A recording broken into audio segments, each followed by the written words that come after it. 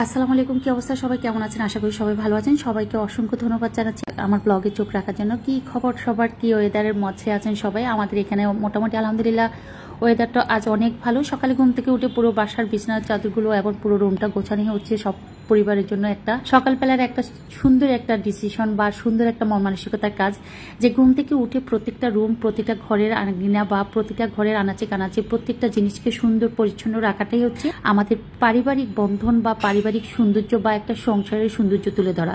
সকালে ঘুম থেকে উঠে প্রথমেই হচ্ছে ওই যে বললাম প্রত্যেকটা রুমের সবকিছু গুছিয়ে তারপরে রান্না করে চলে গিয়েছি। নাস্তাটা করে হচ্ছে চা খেয়েছি। চা খাওয়ার পর দুপুরের জন্য প্রস্তুতি নিয়েছিলাম। আজকে কয়েকদিন হচ্ছে পরপরই হচ্ছে ইলিশ মাছ রান্না হচ্ছে।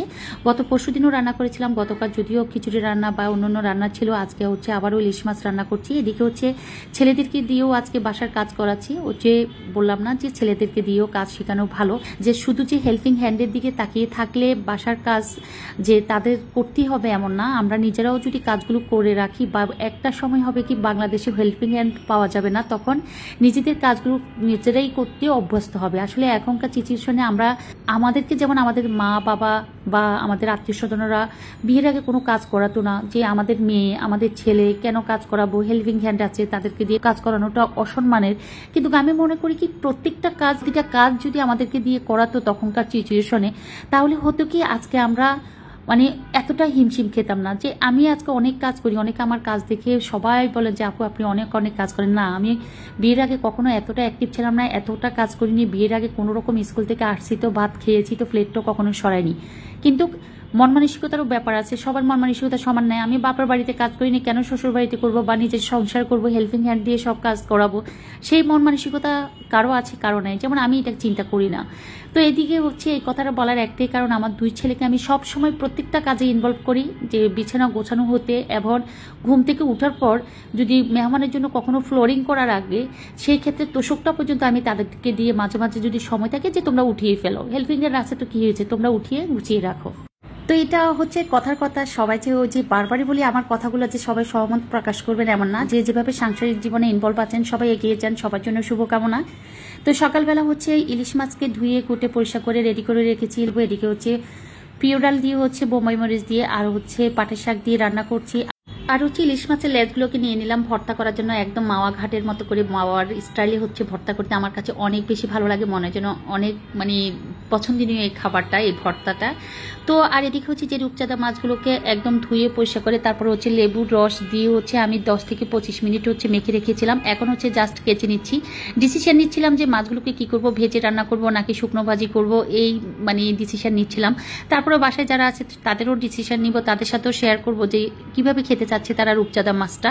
আর ইলিশ মাছের ভর্তাটা করব। তো এদিকে হচ্ছে ওই যে বললাম রূপচাঁদা মাছগুলোকে কেটে ধুয়ে পরিষ্কার করে নিলাম। ওদিকে হচ্ছে ডাল সিদ্ধ হয়ে গেছে। তারপরে হচ্ছে পাটের শাক। আসলে বাঙালি রান্না করতে আমার কাছে খুবই ভালো লাগে। যে চাইনিজ রান্নাগুলো একদিন খেতে ভালো লাগে বা এক বেলা খেতে ভালো লাগে, বাট আমরা যারা বাংলাদেশি বাঙালি খাবার খেতে পছন্দ করি বা বাঙালি রান্না পছন্দ করি, ঐতিহ্যবাহী রান্নাগুলো যেমন পাটের শাক রান্না, সেই আদিম যুগ থেকে, সেই ছোটবেলা থেকে মা খালা দাদা চাচি নানি শ্বশুর শাশুড়ি এবং এভরিথিং সবার কাছে এই রান্নাটা দেখে আসছি। আজকে আমরা নিজেরাও রান্না করছি।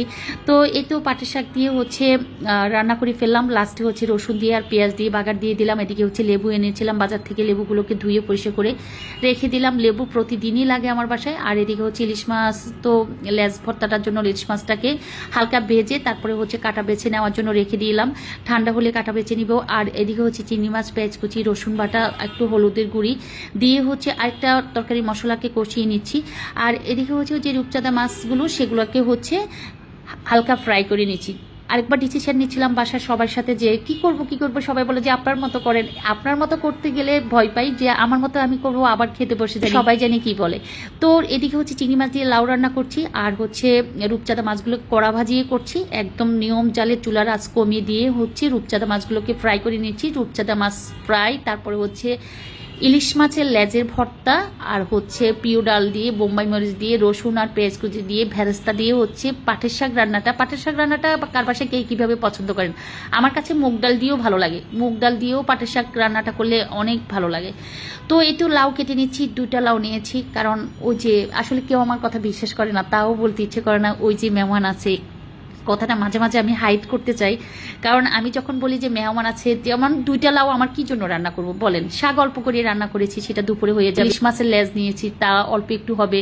তারপরে হচ্ছে রূপচাঁদা 10-15টা নিয়েছি, সেটা দুপুরে ভাজি করে দিলে খেয়ে ফেলবে।